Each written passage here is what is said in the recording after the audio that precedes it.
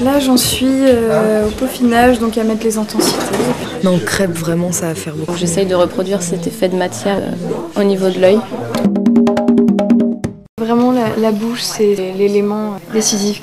On est plutôt content du résultat. Au moins ça m'inspire. Ils ont adoré.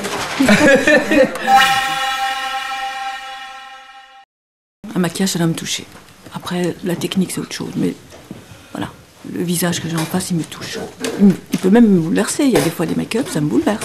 Le maquillage, c'est plus un révélateur d'un personnage concret, enfin, même d'une personne, cela dit. Il faut tracer sa route tout seul. Et c'est ça qu'on veut leur donner. C'est pour ça qu'on leur explique au début que des techniques, mais la créativité, c'est une chose qu'il faut trouver soi-même.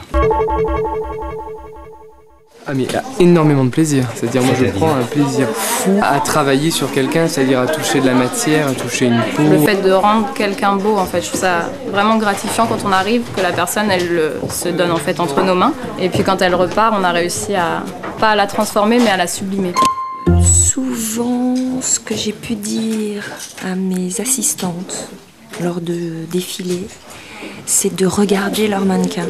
Plus on arrive à communiquer avec son modèle, plus on va pouvoir aussi faire sortir de choses. Le thème c'est une mariée.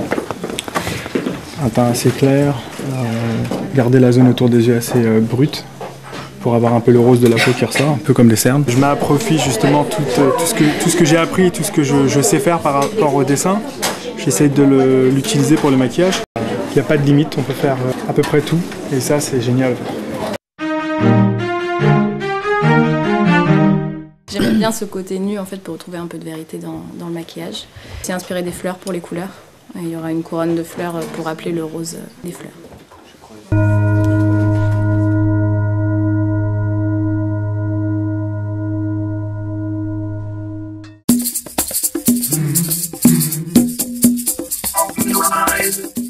L'artiste c'est Kees Van Dungen. Les couleurs qu'il utilisait dans ses tableaux aussi, cette forme années 20. Très beau, très beau. Bravo. Merci. Donc c'est la période des impressionnistes, d'où les taches de couleurs. Et j'ai fait une association en fait d'idées entre le tableau de Monet. Je trouvais que c'était intéressant aussi de l'associer à un film comme et un livre aussi, Songe d'une nuit d'été. Parce que pour moi c'était un peu, elle ressemble un peu à une nymphe en fait. Alors je me suis inspirée du peintre Kijno. C'est un peintre français né à Varsovie. En fait j'aime beaucoup son travail parce qu'il joue beaucoup avec les matières. Et donc j'essaye de reproduire cet effet de matière au niveau de l'œil. J'ai utilisé de l'acrylique, du gras, du fard à l'eau, des feuilles d'or, des éponges pour donner des effets également. Moi c'est plutôt le mouvement Fauvis, donc Kees Van Dungen, les très gros yeux avec pas mal de couleurs, de textures, avec souvent sur les visages c'est des blushs. Là j'ai utilisé une couleur un peu plus orangée pour rester un petit peu dans le code couleur, le code couleur qu'il y a là. Donc je vais essayer de reproduire un tableau de Mondrian. J'aime pas la peinture figurative, j'aime le cubisme et puis les couleurs. C'était quelqu'un qui était assez avant-gardiste. Et je voulais que mon modèle reste féminin, tout en ayant cette idée d'avoir un Mondrian sur le visage. Donc Signac, principe du pointillisme que j'ai essayé de rappeler.